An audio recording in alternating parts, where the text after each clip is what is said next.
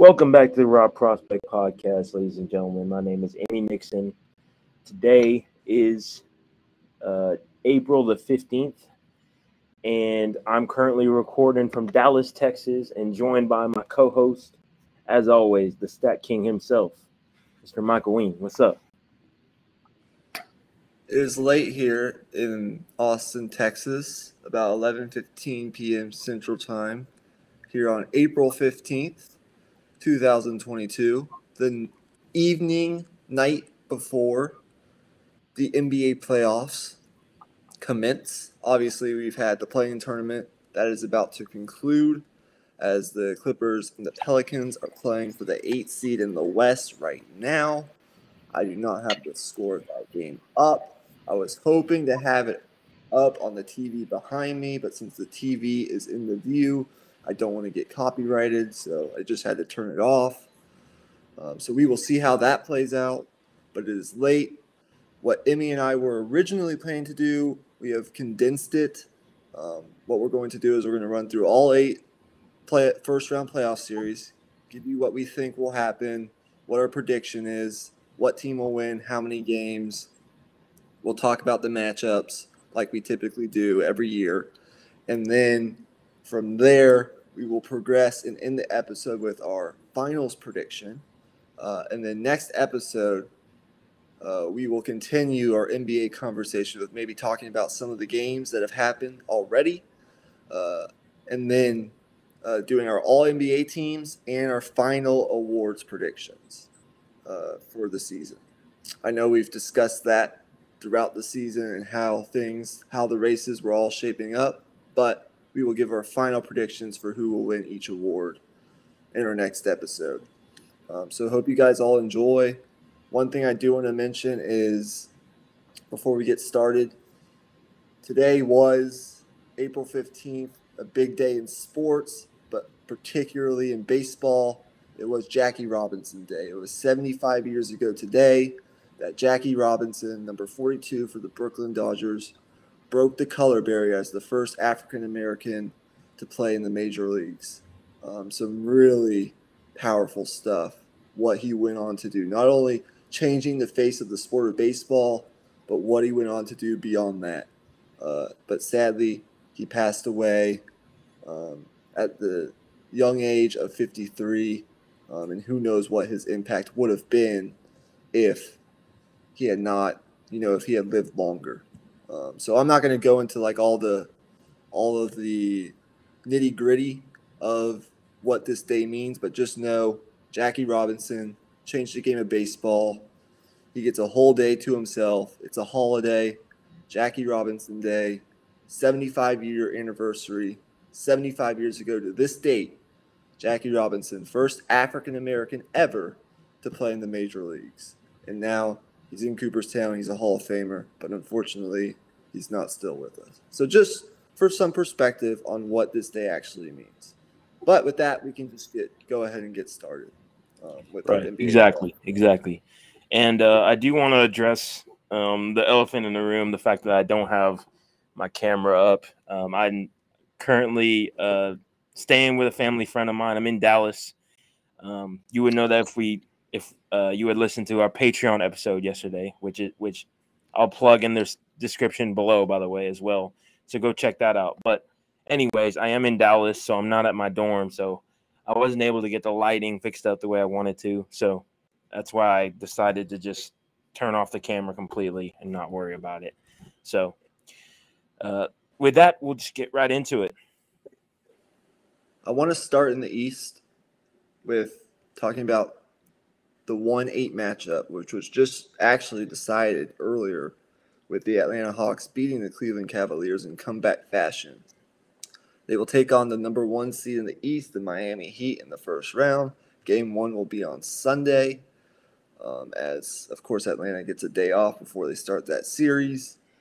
So, Emmy, what is your prediction for this series, and what do you think are some of the key matchups to watch? Well, first things first, the thing you got to address is the Atlanta Hawks are coming in with an incredible amount of momentum. That's worth noting. We see it all the time in other sports. We don't see it much in the NBA since the whole idea of this play-in tournament is so new. But we see it all the time in the NFL where a team will win a wild card game, build up momentum, and then beat one of the top seeds. I'm not saying that will happen here, but that is worth noting going into the series. One of the biggest things that I have in mind going into the series is how Atlanta will try to avoid Bam Adebayo on pick and rolls. Earlier this season, when these two teams played each other, basically Atlanta would do guard pick and rolls, basically bringing, say, Kevin Herter or Bogdanovich or any guard that's on the floor into the pick and roll, trying to get the switches onto Tyler Hero, Duncan Robinson, Max Strus, or any matchup that they feel is favorable, and keeping Bam Adebayo out of the play. And I think that's the way you have to attack. You have to attack matchups. Since Miami plays such a good style of team defense, you got to pick your spots and attack certain matchups. That's the only way you can break down this defense. So with that all being said, I think this is going to be a hard-fought series. I think it's going to go a little bit longer than most people are initially thinking, just because of the momentum that Atlanta has built up. So I think Miami will take it, but I'm going to say in 6 games, 6 tough games. I could see that. I could definitely see that. However, I think, number one, in regular season, take what you want from it. Take this with a grain of salt if you want. Take it, more seriously if you want. But Miami did win 3 out of the 4 regular season games against Atlanta. I'm just telling you this for background information in case you want to, make your own predictions based off that sort of thing. I'm not going to, but just telling you. 3 of the 4 against Atlanta. The only defeat was by 2 points.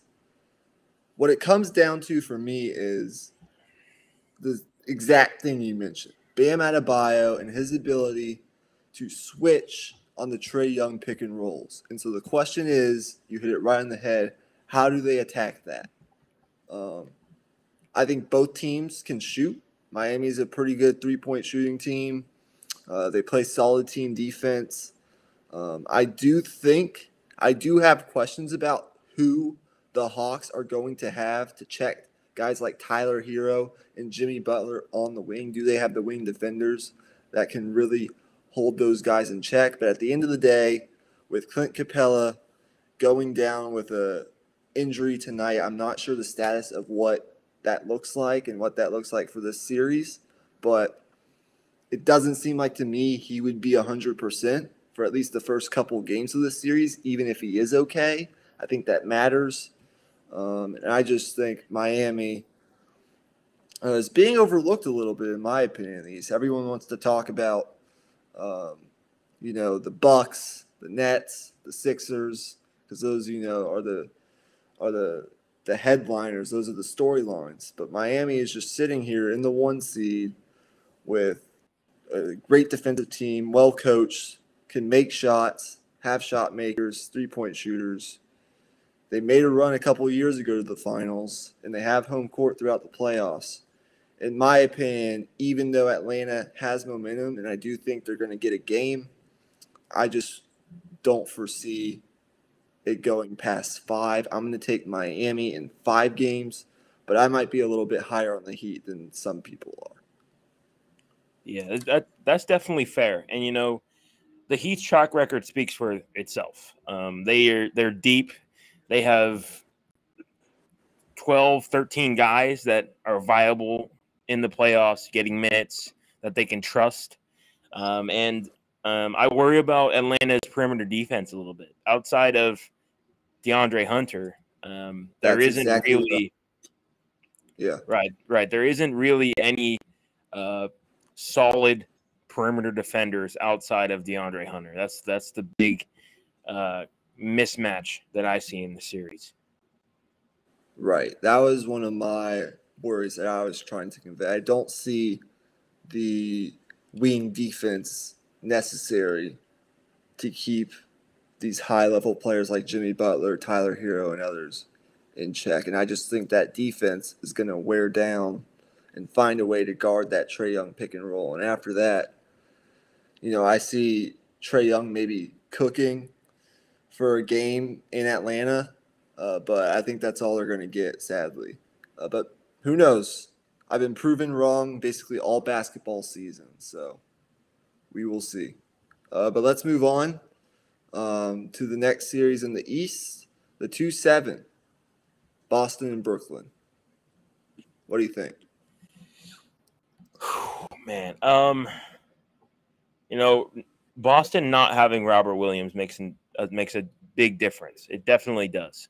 But I've given this series a lot of thought. It's definitely one of the tougher series to pick in the first round, just based on the star power on both sides.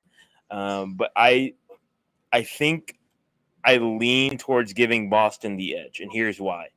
I think Boston, in a longer length series, Kyrie and Kevin Durant are probably most likely going to be playing 42 to 45 minutes a night over 6 to 7 games. I just think it's a lot to ask for them to break down the defense over and over and over and over. And they've been in playoff mode for 2 weeks now, and I just think the fatigue is going to eventually, late in the series, it's going to get to them, and the defense will start to pick up for the Celtics. I think there's a good chance that Brooklyn splits on the road in Boston, but I just think Boston has the edge with their defensive mentality, and I think that's what's going to give them the edge in the series.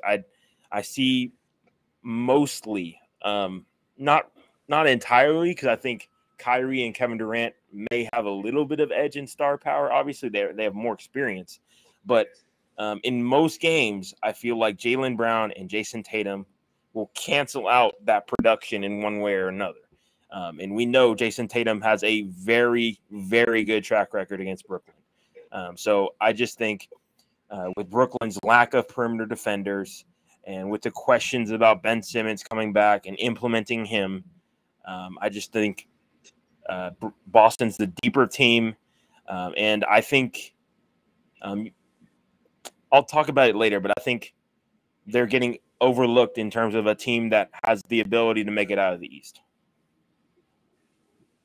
I agree with you. The one thing I do worry about with the Celtics is, and I might be putting too much stock into the regular season, as I've already said a couple times on this podcast. But during the regular season, one of the negatives with the Celtics, and I guarantee you some of this is probably luck, a lot of factors went into this, but they really struggled in close games that came down to within 5 points in the last 5 minutes of fourth quarter or overtime. They really struggled, went 13-22 in those clutch time games. Only the Indiana Pacers, who missed the play-in tournament, were worse.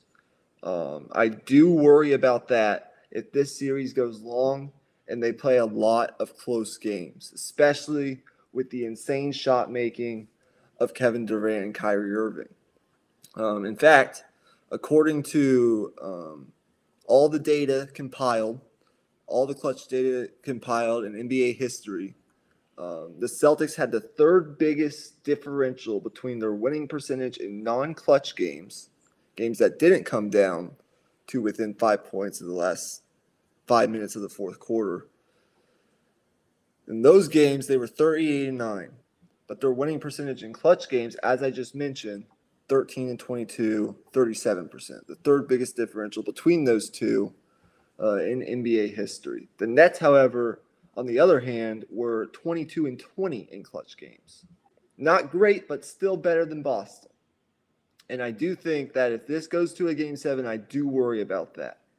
Because Kevin Durant and Kyrie Irving can get a bucket anytime, anywhere.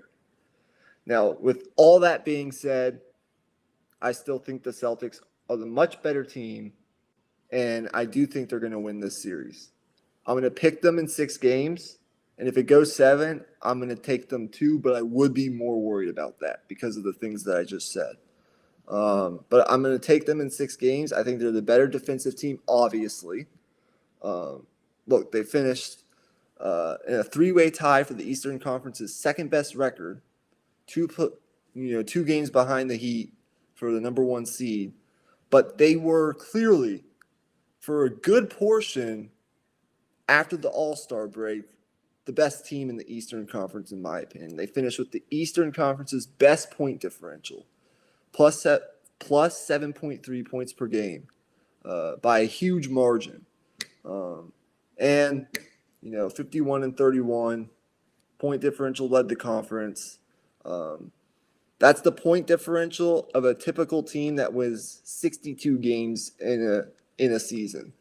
They only went 51-31, but once again, part of that was their inability to, for whatever reason, win the close games.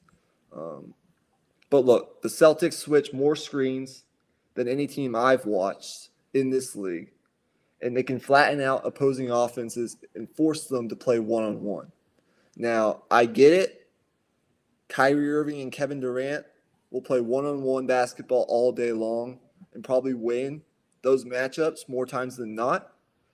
But again, what do the Nets get outside of that? And I think they're going to be smart enough to throw different looks at them defensively. And I still don't think, even without Robert Williams, this Celtics team has any holes defensively. Maybe on the interior, but again, I really don't worry about that. I think they're going to find a way, double teams, whatever it is. I'm not going to go too deep into the X's and O's.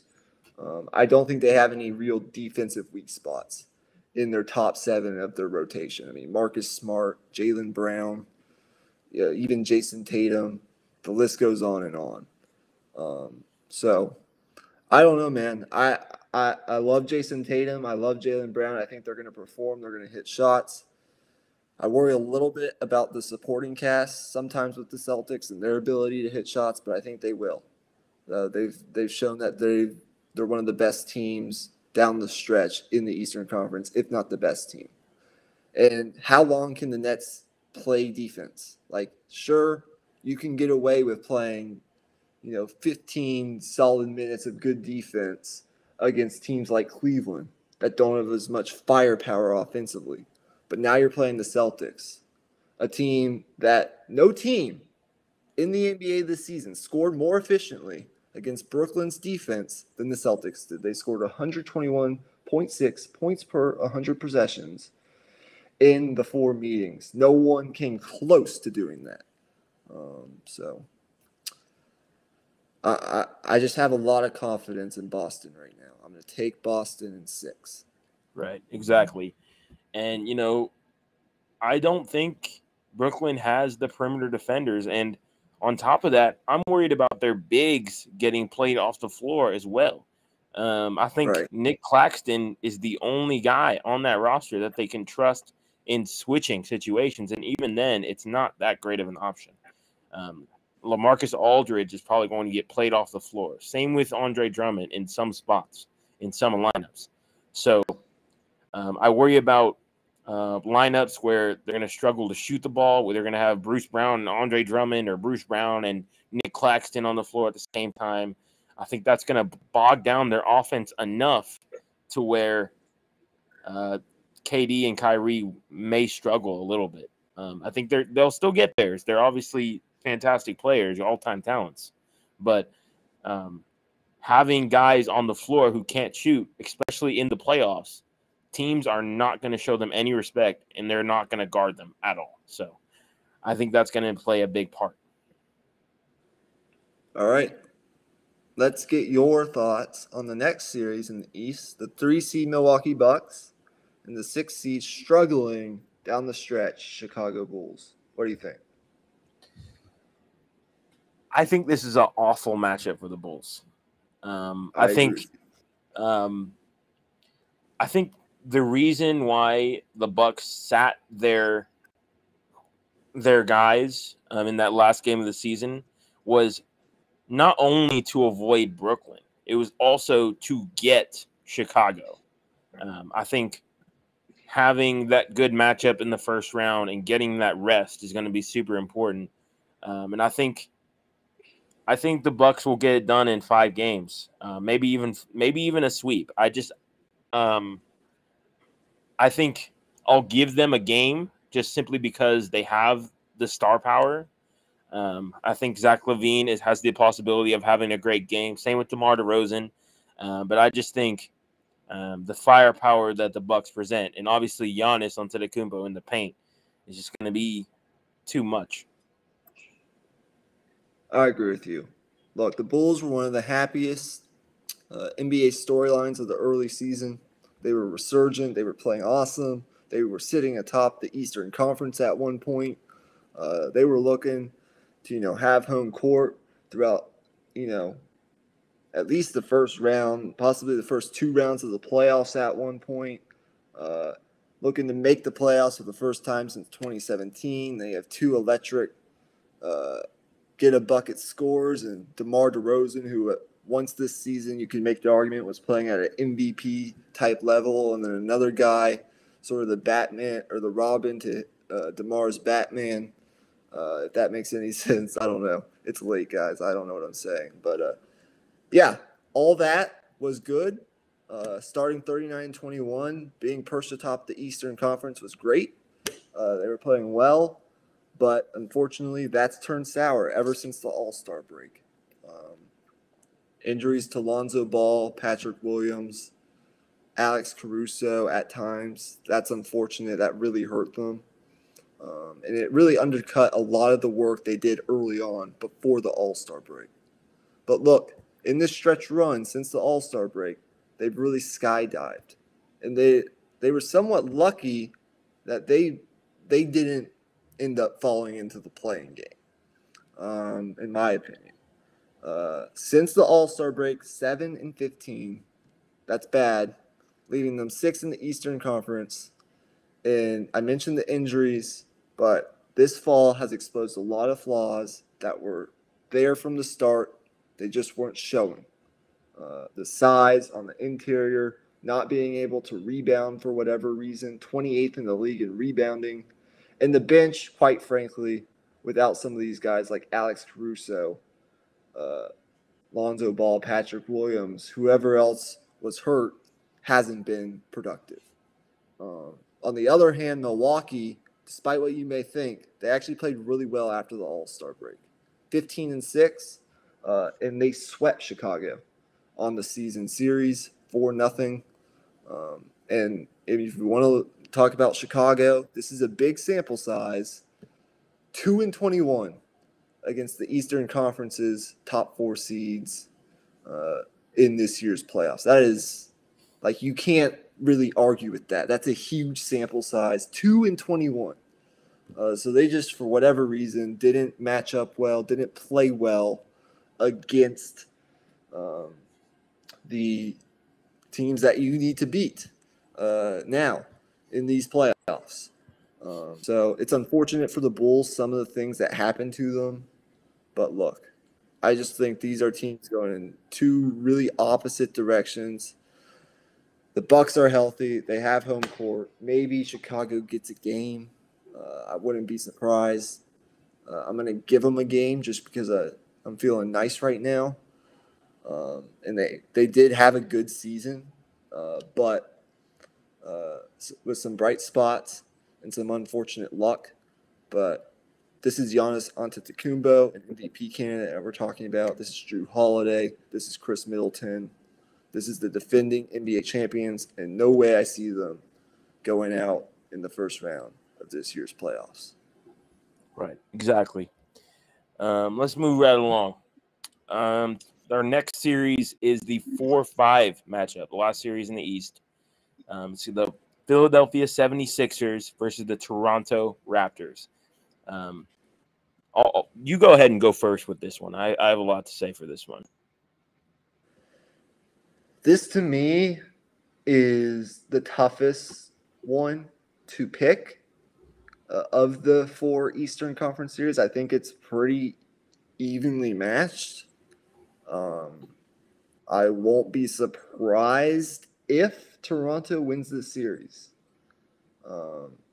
But at the same time, we have to acknowledge that the Philadelphia 76ers do have by far the best player in this series, and that's Joel Embiid.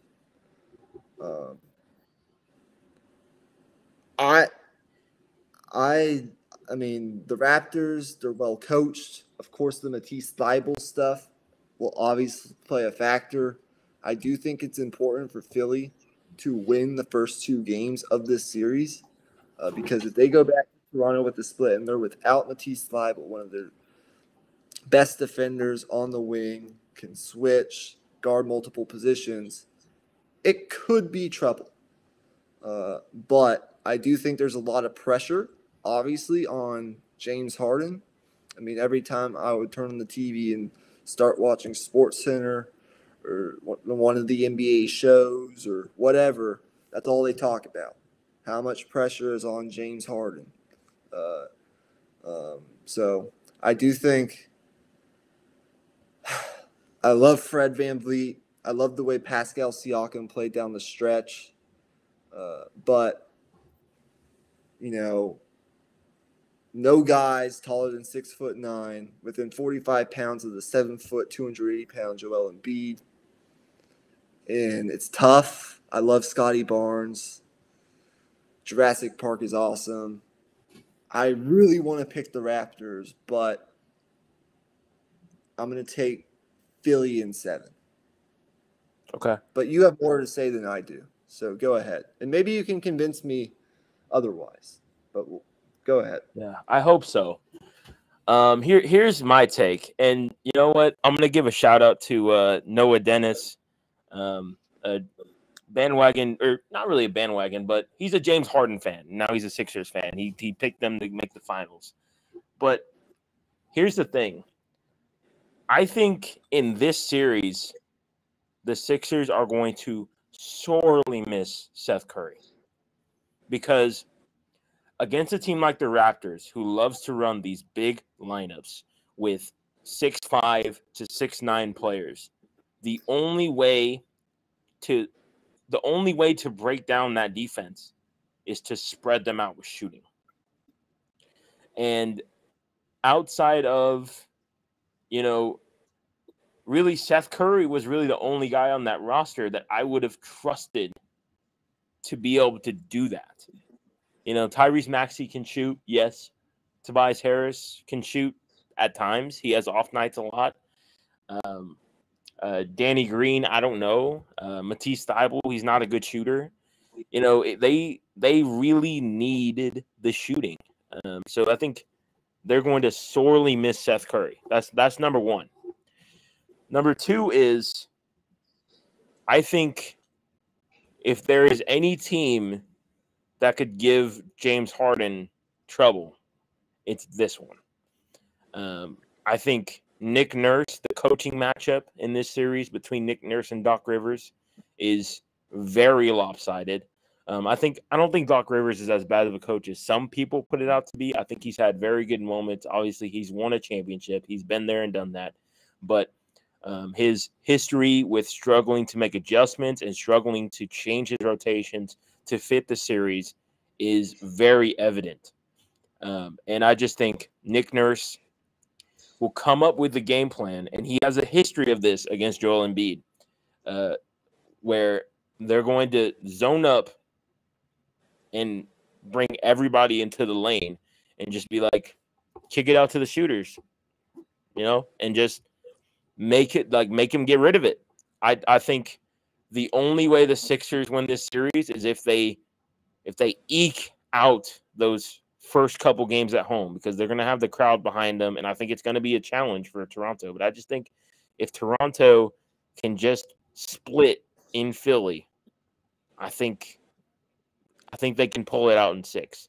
But I will say this, though. If they don't get it done in 6, I would pick Philly, because a Game 7 in Philly, I don't know if Toronto would have the firepower to go pound for pound in 7 games. I think they've got to get it done in 6. I do agree with a lot of things you just pointed out. Number one, yes, the coaching matchup is something I definitely took into consideration. And it's something that I definitely am considering in terms of Toronto. I do think it's, I don't want to say like super lopsided. I respect Doc Rivers. I don't think, as you said, he's as bad of a coach as some people, make it out to be. However, for me personally, Nick Nurse is the top 3, top 5 coach in the league right now. Right. We know he can make adjustments come playoff time. So that's number one. I do agree there. Number 2 is you talked about, and I mentioned this too, I do think it's critical that Philadelphia wins the first 2 games of the series, right? Not only because you don't have Matisse Thybulle going back to Toronto, but just because that's such a tough place to play. And I think you got to capitalize on your home court advantage. But I do think I mentioned how Toronto likes to play a lot of small ball. In a lot of their games this year, they had Siakam, playing the 5, 6'9" stretch guy. And, that one-on-one matchup with Joel Embiid could be a problem. However, I don't think, now that I think about it, for Toronto, from a Toronto perspective, I don't think this comes down to like one-on-one matchups as much as, some people that don't really watch the game think. I do think that the Raptors, given some of the schemes we've seen them deploy in the past, are going to swarm the ball whenever a guy like Harden or Embiid gets near the paint, sort of build that wall and force the Sixers to move the ball around. And as you mentioned, that lack of shooting outside of those guys and missing Seth Curry and guys like that are knockdown shooters could really hurt them. And look, Scotty Barnes, who I would argue should maybe win Rookie of the Year, but we'll talk about that at another time. He actually did a really good job on James Harden this season. In their last game against Toronto, they really struggled. Scotty Barnes was really active in defending on ball, and they forced 17 turnovers. And that definitely can't happen if Philly wants to win this series. They got to be smart, and they got to take care of the ball because the Raptors will. They're scrappy, and they will get out in transition. And then I do think what the Sixers get out of their bench is also going to be a key determining factor, something I'm going to be watching. Look, in each of their 2 post-All-Star losses to the Raptors, Joel Embiid recorded a positive plus-minus when he was on the floor, of course, and the Sixers outscored Toronto by 15 points in 75 total minutes within the 2 games.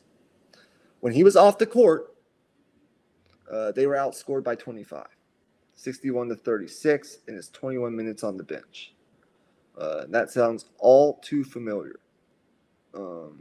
So I do think the bench is going to have to step up. But, yeah, I agree with you.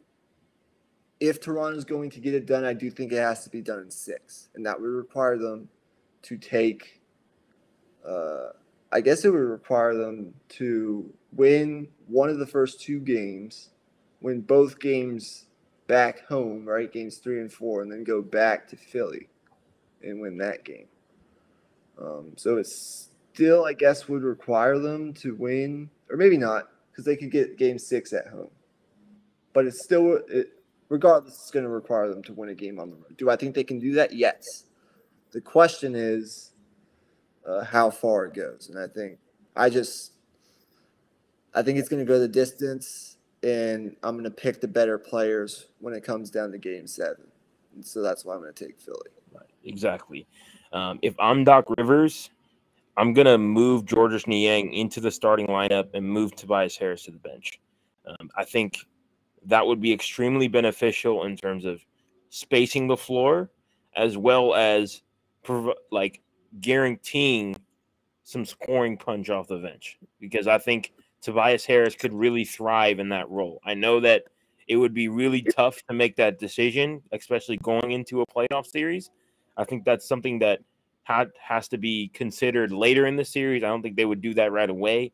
I just think if I were in Doc Rivers' position, that is something that I would definitely consider, because Danny Green can't be your only shooter out there. Right. If you have to go deep into your bench and look to a guy like Furkan Korkmaz, who in the past has been a good shooter, then you have to do that. Right. Okay, let's move to the West. All right. Phoenix. Now, quick update. Right now, the Pelicans are beating the Clippers 103-100 with 26 seconds left, according to my computer. And this is for the 8th seed in the West to face the Suns. So, given that information, and this will probably finish up as we record live on this podcast, what do you think? I don't think either is going to give Phoenix much trouble, but what do you think? I think the more fun series would definitely be New Orleans, especially considering, we've seen how that story plays out with the Clippers, and also with Paul George being in health and safety protocols that could last 7 to 10 days or however long the quarantine lasts. I know how they've changed some of the protocols, but still, I think it's still 7 to 10 days. So that could be pretty far into the series, 2-3 games. So I definitely would enjoy a New Orleans series a little bit more, but I also think you're right. I don't think either of those teams would give Phoenix much trouble at all. Right. I would go possibly as far as to say Phoenix in the sweep. Is that fair? Yeah, I think that's fair. And, Okay. the great thing about Phoenix is they do what they do. They don't have any insecurity in their system to where if a team goes small or if a team goes super big or if a team just throws some crazy weird scheme at them to where that they would change their system, their offensive scheme, their defensive scheme. They're always going to do what they do and trust what they do. And, I like that, but I think it'll be interesting to see later in the playoffs whether that comes back to bite them a little bit, because it's important to be multifaceted in the playoffs. But we'll get to that later on. I do think the first round will be a sweep, though. I agree with you. Okay. This, personally, I think is going to be one of the more fun in terms of styles of basketball series to watch in the first round. And that is Memphis taking on Minnesota, who beat the Clippers in the play-in game on Tuesday. So let's get your thoughts on this series and your prediction. Okay. Yeah. First and foremost, I can't wait to see the trash talking Super Bowl between Patrick Beverley and Dylan Brooks. I'm looking at the over under in fines for the series is going to be like over under 100K. I'll take the over. I think that's going to be, that in itself is going to be such an interesting dynamic in this series. There's so much feistiness within these two teams. There's so much underdog mentality within both of these teams as well. If you look at up and down each of these rosters, there's veterans who have been written off, young players who had to fight their way to make it to where they're at.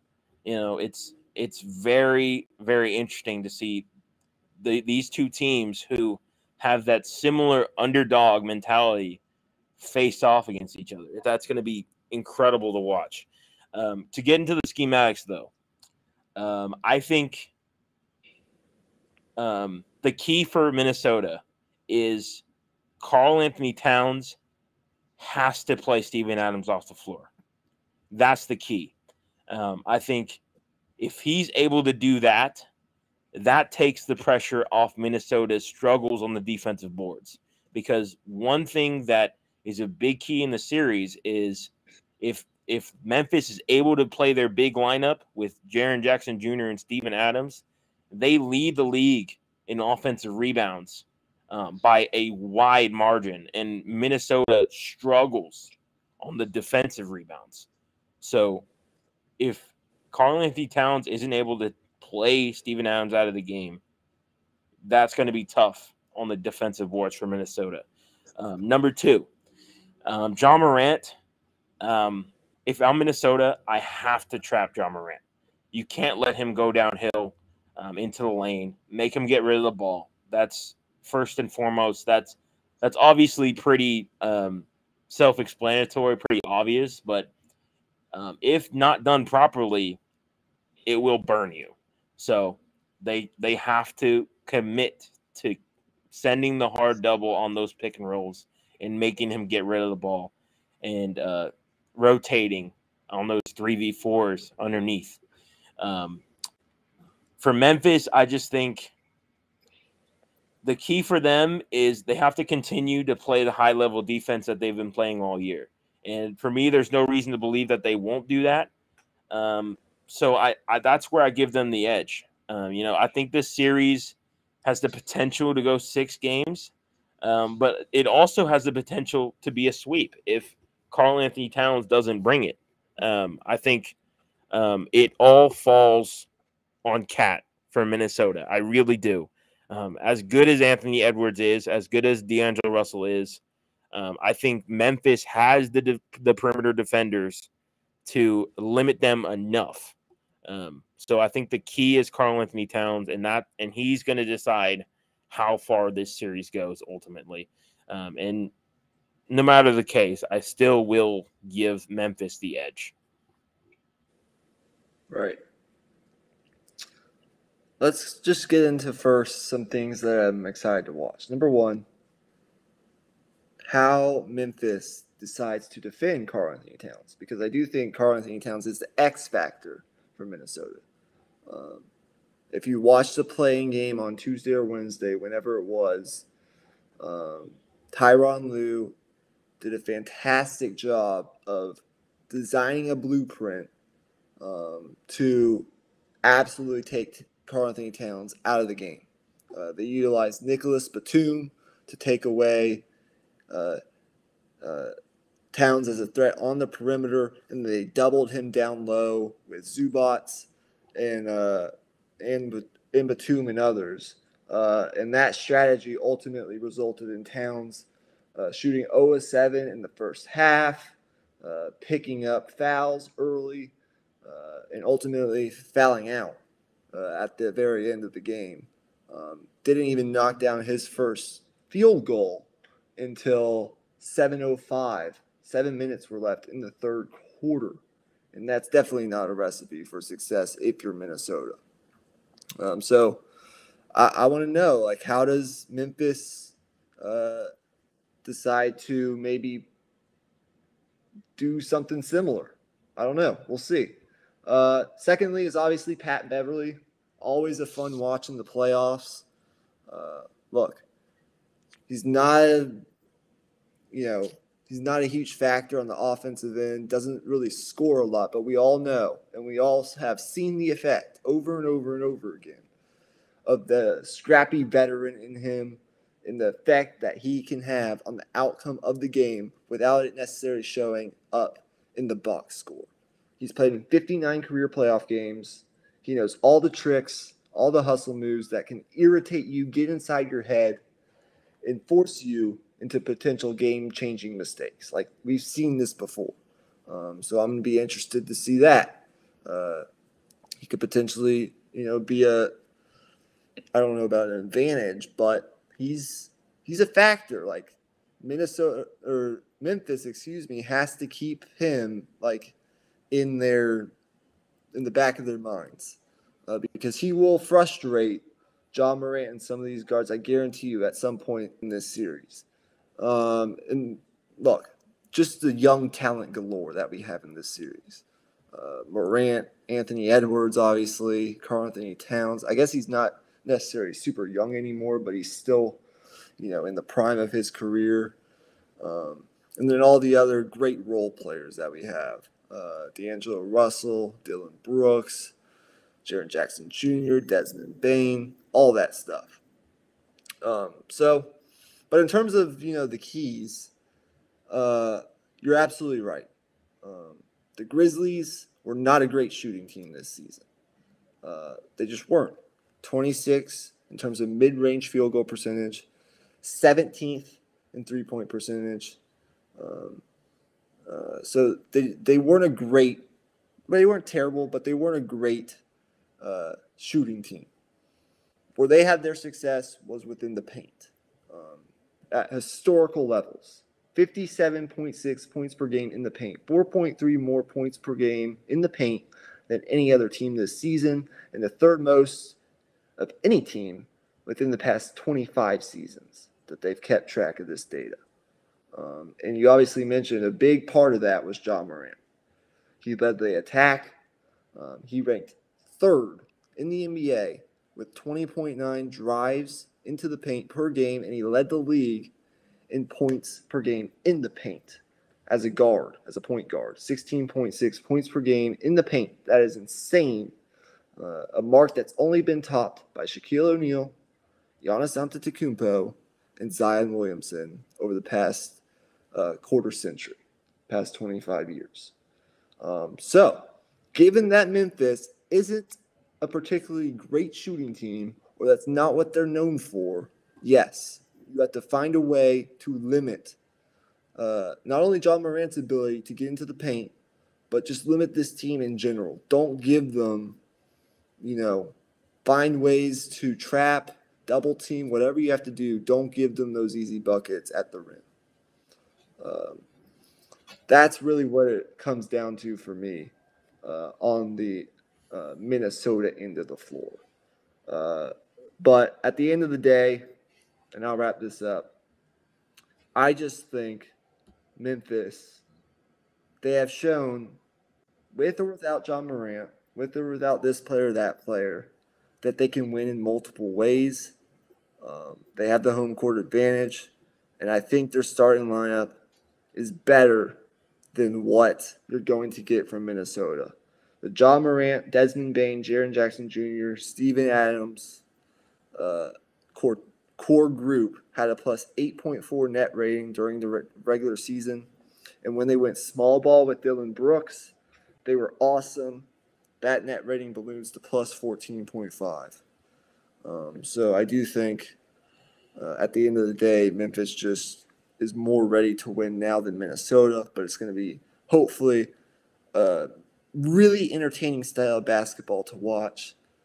I do think Minnesota has the talent and the firepower offensively to win a game or even maybe two games.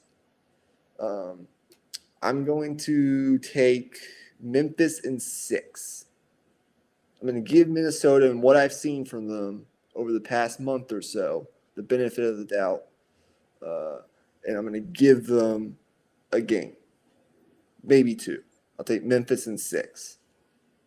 Right. I will as well. But one other thing I want to say about Memphis before we move on is I mentioned earlier about how the Suns, they do what they do. They're not going to change their defensive scheme. They're not going to change their offensive system. Memphis is the opposite. They can do a multitude of different things offensively and defensively. Defensively specifically, with Jaren Jackson in the middle, they're able to do so many different things with their defense. They can switch if they want to. They can run drop coverage if they want to. They can funnel everything to the big man, to Jaren Jackson Jr. in the middle, like a lot like Utah or Phoenix does with their big men. So they can do a multitude of different things. They're the Swiss Army knife of schemes when it comes to the playoffs. And I think that's extremely interesting to watch. And I think that's going to pay dividends as well. So I'm really interested to see what this Memphis team can do. And I just think if they can get enough shooting, if they can just make enough shots here and there, they can make the Western Conference Finals and maybe even give whatever team they meet a run for their money. I agree with you. Okay, let's move on to the 3-6 in the West. And there are some storylines here, I tell you. Golden State, the 3 seed, going up against the Denver Nuggets with Nikola Jokic as the 6 seed. Look, the big question is, when will Curry return? It's looking likely that he is going to play in Game 1. Now, what does he look like physically? Well, we'll just have to wait and see. But I do think that's a huge boost for Golden State, just having him on the floor. So take that for what it is. I do think he's going to play in Game 1. So there's that. Now, here's what I'll say. The Denver Nuggets had success against the Warriors in the regular season, winning the season series 3-1. However, Draymond Green did not play in any of the 4 games.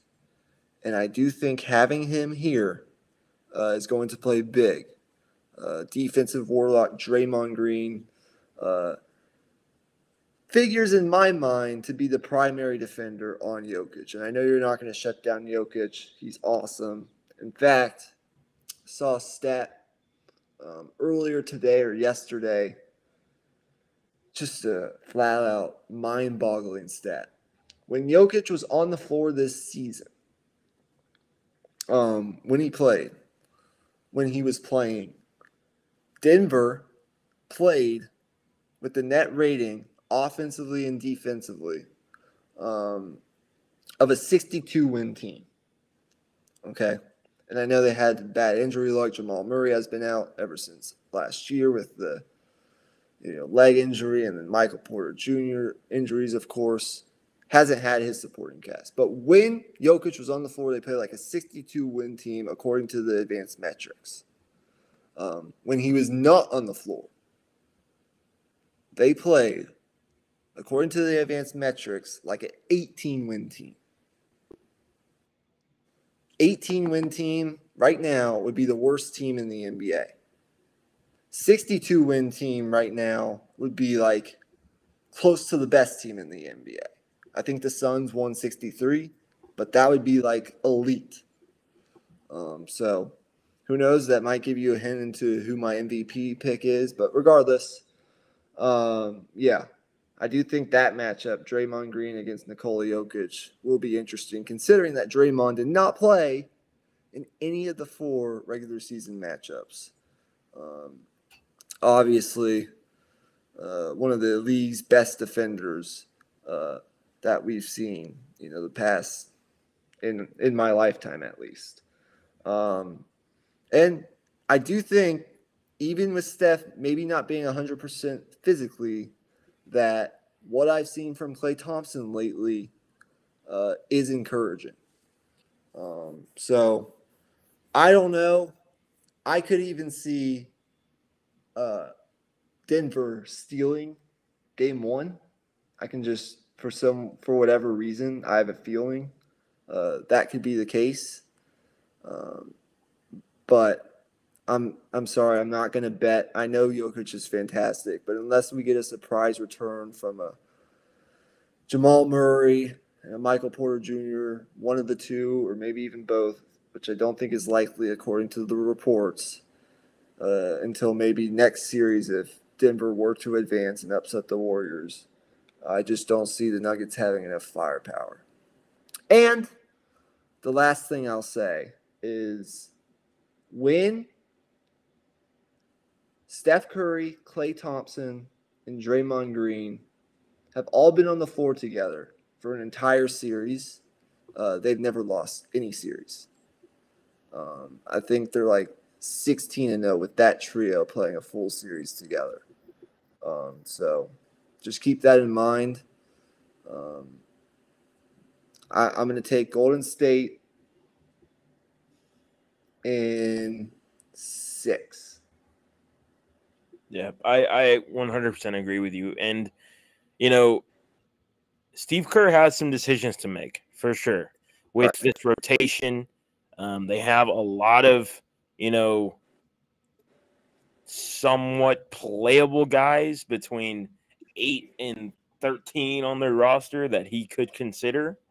But I think ultimately, I just think the Warriors are the deeper team. They have more firepower offensively, and I just think the lineup of Curry, Poole, Thompson, Green, and uh, it could be a wing, Otto Porter or Kuminga. Those 5 guys on the floor, I think, could just be deadly. If you look at Right. the offensive numbers, when Steph, Clay, and Jordan Poole are on the floor, and it's a small sample size since Steph went out, but they're absolutely dominant when those 3 are on the floor together.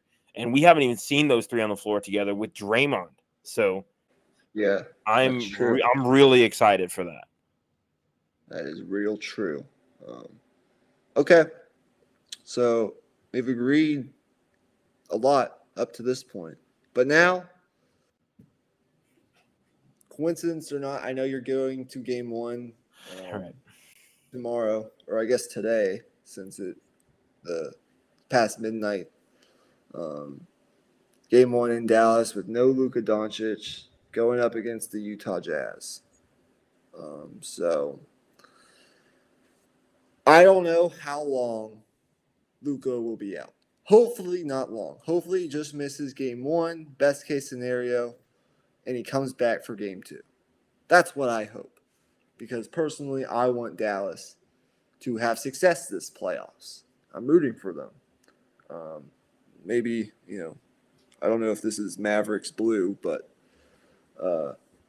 might be a coincidence. Didn't plan it. But, anyways, if they don't have Luka past Game 2, and this series goes deep and they still don't have Luka, I think it's going to be really hard for Utah to make the excuses that they made in years past if they don't win this series and Luka doesn't play. That's just my opinion on it. If Luka does play, even if he's like a shell of himself, I think just having him there to distribute, set things up offensively will be great. And Dallas will win this series if he plays. And I think I heard somewhere that if he can lace up his shoes and he feels good enough, doesn't even have to feel 100%. I know they probably want to be cautious with him, but if he has sort of that, I guess, Armando Bacot mentality, like I'm going to do whatever it takes, you're going to have to cut off my foot or whatever to keep me out of this game or out of this series. I do think he's going to play, I hope. And that's basically what I think. No real analysis here what this series ultimately comes down to. But I'm not going to take the floor here. I'm going to let you, because it's your team, go ahead and give your entire thoughts and feelings on the series. Because I'm sure there's a swing in emotions and the attitude that you're kind of approaching this series with as a diehard fan of the Dallas Mavericks.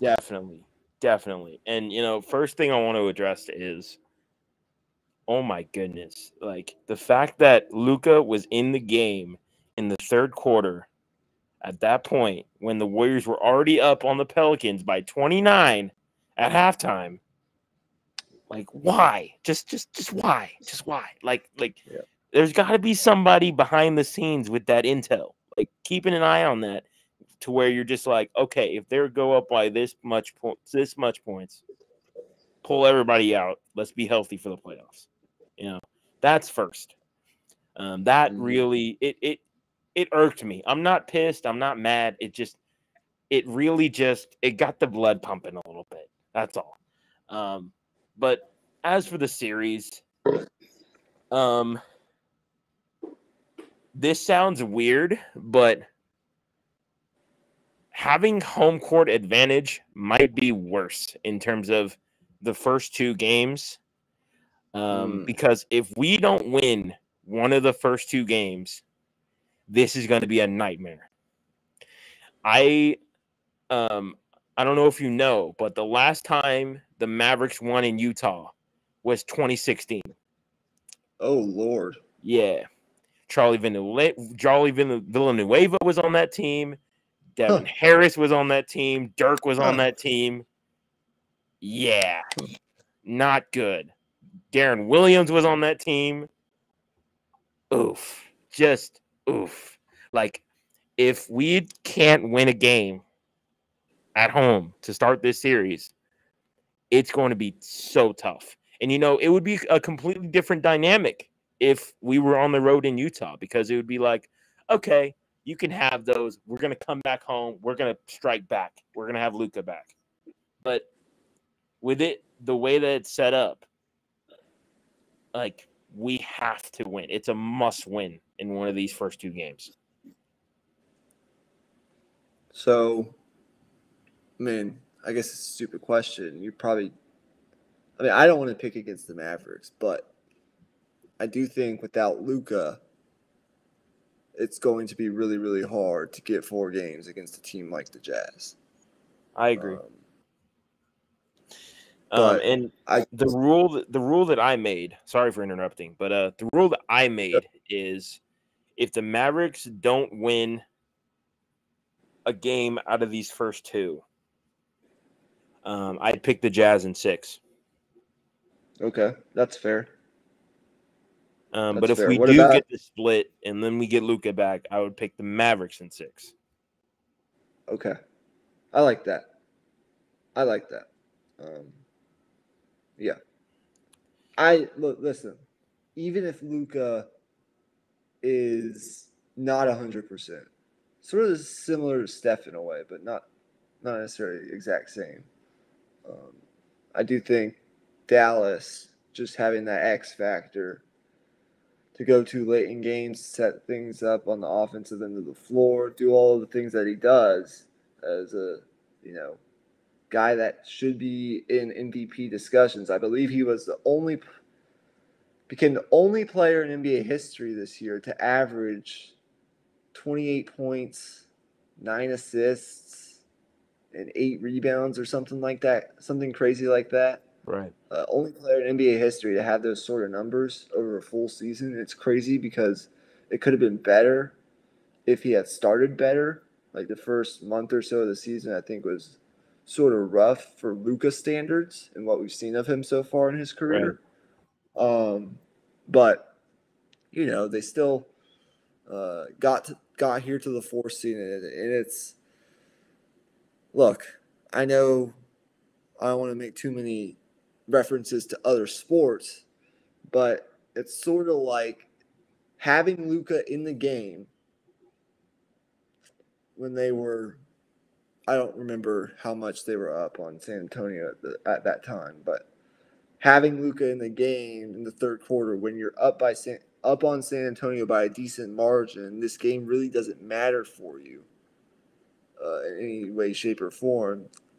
Now that I think about it, it doesn't make sense at all, and it would boil my blood a little bit too. And it's similar to the Yankees' approach the past couple seasons. That's really cost them a couple wins throughout the season. It's cost them playoff seeding, particularly tonight. Not starting Aaron Judge or Giancarlo Stanton in a road game against a bad team, the Orioles, and ending up losing to a bad team. It's sort of opposite, but you get the point. Right. It boiled my blood too, but it is what it is.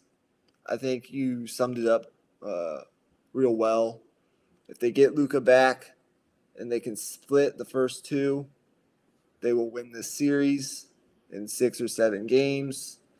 If they don't get Luka back, I'll put it this way: I do think it's inexcusable for the Jazz to lose. Right. Exactly. And the one last thing I'll say is Jalen Brunson has to show up this series. If you remember last year, The first 2 games of that series, Jalen Brunson averaged 17 minutes per game. Last 5 games of that series, he averaged 10 minutes per game. He basically got himself played off of the floor. There was just too many wings out there. He couldn't get to his spots. He couldn't get his scoring. And obviously he's improved since then, but those questions still linger of whether he can get it done in the playoffs, and he has to answer those questions.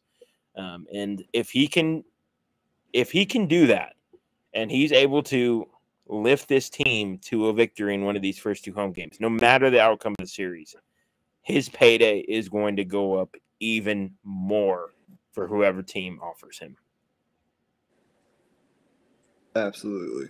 Okay, so let's wrap this up with our finals predictions. For me personally, and this is so hard, particularly in the East, because I do think Phoenix has been the best team all year. They might get challenged in the conference finals because I do think the 4-5 getting on that side of the draw will be easier for them, especially if it's Utah coming out of that, or Dallas with a not 100% Luka, or even without Luka somehow. I do think they're going to get to the conference finals. They have home court throughout the playoffs, and I think they've been the best team all year. I do like them to come out of the West. I still think that despite Memphis being a really good team throughout the regular season, I still think they're pretty young and inexperienced, and still maybe are a year away from actually getting to the finals. But that's not to say they can't reach the Western Conference Finals. They absolutely could, but it's going to take more for them to get there than it will for Phoenix, in my opinion. And Phoenix is the more experienced team. They're the better team. They've shown that all season.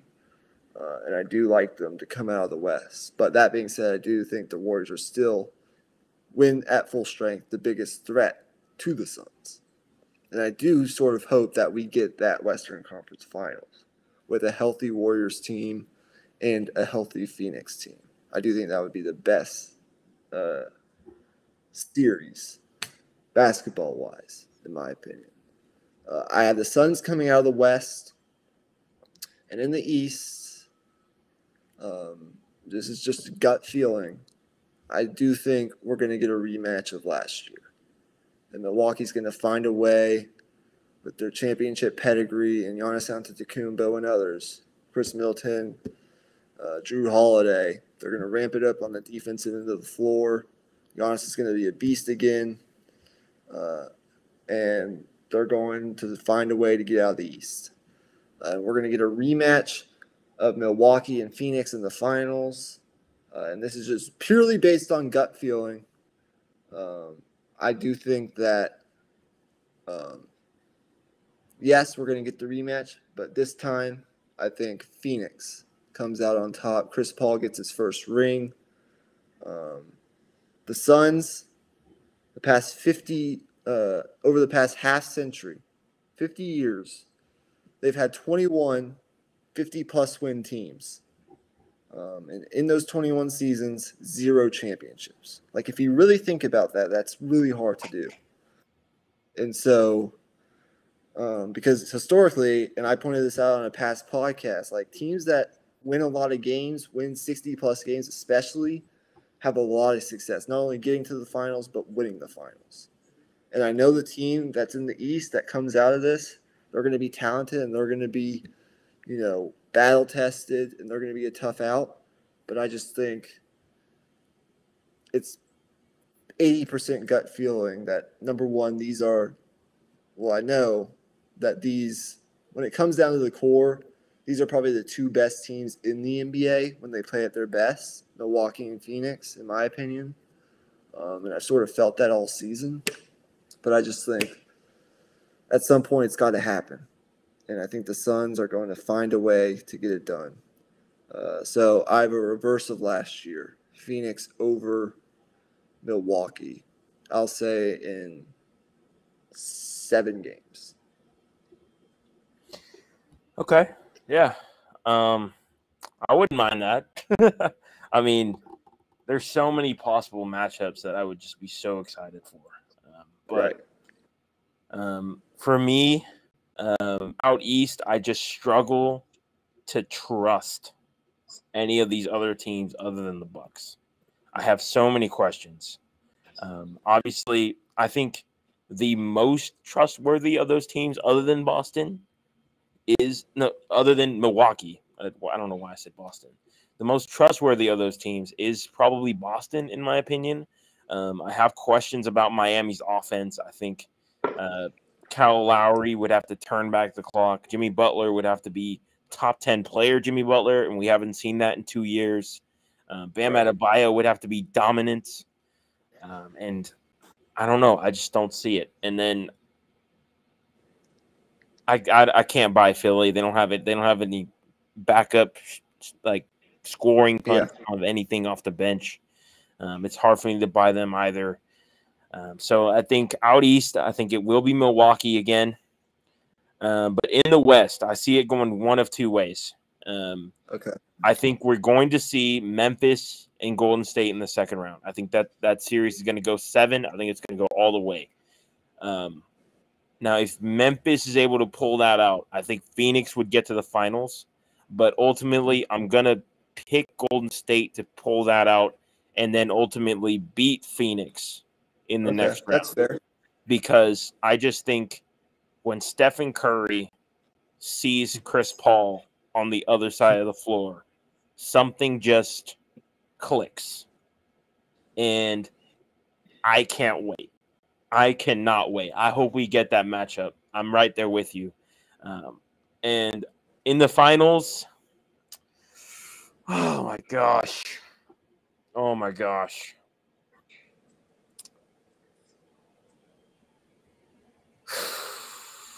Man.